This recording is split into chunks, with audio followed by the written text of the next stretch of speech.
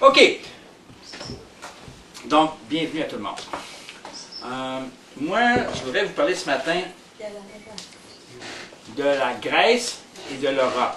Pourquoi de la Grèce et de l'Europe? Sur le site internet du PCQ, on en parle depuis en fait le mois d'avril-mai. Et la première chose qu'on peut dire, c'est que c'est un phénomène assez inhabituel. Depuis janvier 2010, il y a eu 12 grèves générales de 24 heures déclenchées par les syndicats et avec la présence très très active du Parti communiste là-bas. C'est un phénomène inhabituel. Juste pour donner une idée, là, des grèves générales, secteur public, secteur privé, au Québec, de mémoire, il y en a eu 2. Une complète, puis une partielle en 1973, quand les chefs syndicaux ont été emprisonnés par le gouvernement libéral de Robert Bourassa. Puis l'autre, c'était en 1976, où il y a eu vraiment une grève générale, pas rien qu'au Québec, en passant mais à travers tout le Canada, pour combattre une nouvelle loi qui venait d'être imposée pour qui gelait les salaires des travailleurs pour 3 ans. Ce sont les seules grèves générales qui sont produites au Canada dans l'histoire. Eux autres, ils en ont fait 12 en 7 mois.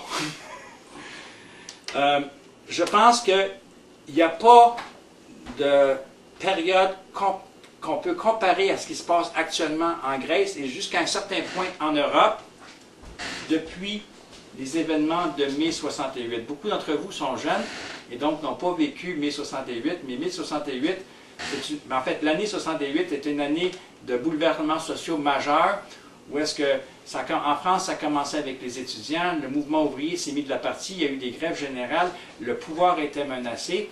Finalement, il n'y a pas eu de renversement du pouvoir, mais il y a eu vraiment une situation assez exceptionnelle en France qui s'est répercutée dans beaucoup de pays d'Europe.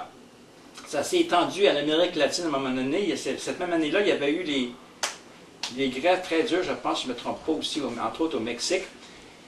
En Tchécoslovaquie, les communistes tchèques ont remis en cause la domination soviétique. Il y a eu les événements de Prague en août 1968, où est-ce qu'ils ont proposé le remplacer ou de transformer le régime qu'il y avait en place en Tchécoslovaquie par ce qu'ils appelaient un socialisme à visage humain. Bon, ça a été écrasé par les chars soviétiques. Mais ce que je veux juste dire, c'est qu'il y a eu une période d'ébullition sociale majeure en 68. Ça suivait aussi en Chine la révolution culturelle. Le monde était en bouleversement pas mal. Ça ne s'est pas concrétisé par aucune révolution ou par aucune prise de pouvoir en tant que telle, mais ça a représenté probablement la plus grande confrontation sociale à l'échelle internationale qu'il y avait eu depuis très très longtemps, peut-être même la fin des années 30. Actuellement, il y a une période d'ébullition, puis je vais revenir en détail sur ce qui se passe en Grèce, mais ce n'est pas juste la Grèce.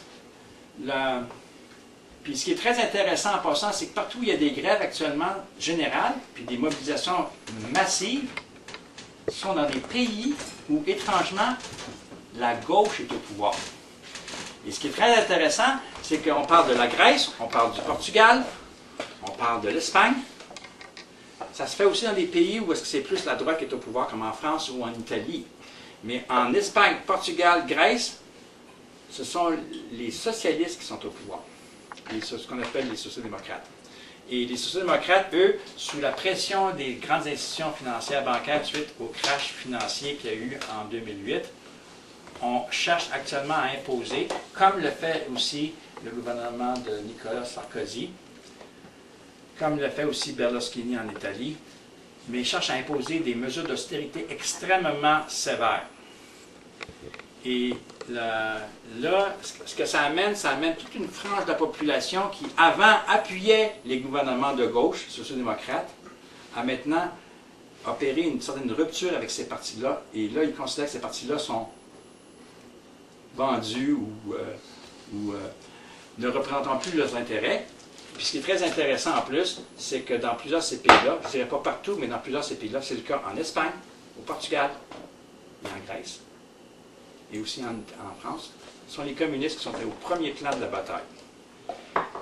C'est en Grèce où le mouvement est le plus fort, où il ébranle le plus le pouvoir actuellement, puis même que ça pourrait à un moment donné déboucher sur une chute de ce gouvernement-là et la mise en place d'un gouvernement de coalition de gauche, quelque chose qui ne serait jamais vu depuis les années 30. Mais ce que je trouve très intéressant, c'est que ça amène aussi la population à remettre en question l'influence social-démocrate traditionnelle là, qui dominait beaucoup en Europe jusqu'à présent. Et ça ouvre des portes face justement au discours qui est beaucoup plus radical, entre autres prôné par les communistes.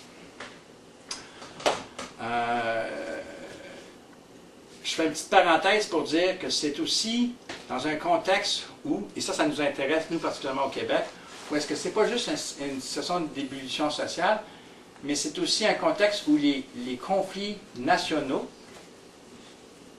s'en vont en s'aiguisant. Alors, par exemple, en Espagne, à l'appel des syndicats dirigés par les communistes, il y a eu une grève générale de tout le secteur public au mois de juin.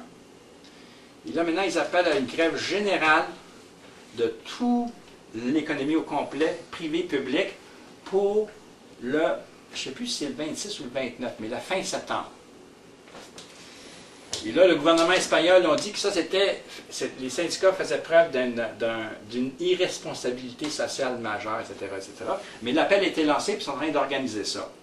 En passant, suite aux grèves en Grèce, mais aussi en Espagne puis en France, parce qu'en France, ils sont rendus maintenant à 3 grèves générales aussi, ou 4, depuis l'hiver de cette année. Tous les syndicats en Europe se sont coordonnés parce qu'ils ont comme une espèce de confédération syndicale et ils ont appelé à une journée européenne d'action et de grève à travers toute l'Europe le même jour où les Espagnols vont sortir en grève. Alors ça est en train de prendre des dimensions pas juste nationales, mais à l'échelle de toute l'Europe.